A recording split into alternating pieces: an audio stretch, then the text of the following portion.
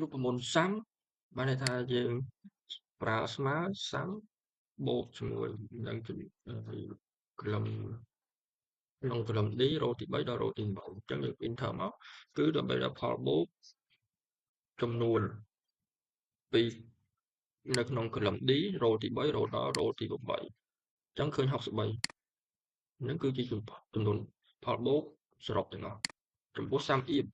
យើងអាចប្រើរូបមន្តសាំអៀបនៅពេលដែលយើងចង់ដឹងថាតើប្រភេទណាមួយឬមួយក៏អីវ៉ាន់ណាមួយដែលយើងចង់រកមានចំនួនប៉ុន្មានឧទាហរណ៍ថានៅក្នុងនេះខ្ញុំចង់រក rank ABC មានចំនួនប៉ុន្មាន symbol ABC មានចំនួនប៉ុន្មានអញ្ចឹងកន្លែង rank នេះបានន័យថាយើងយក rank symbol ហើយយើងយក category ABC ហើយកន្លែង sum នេះគឺយើងយក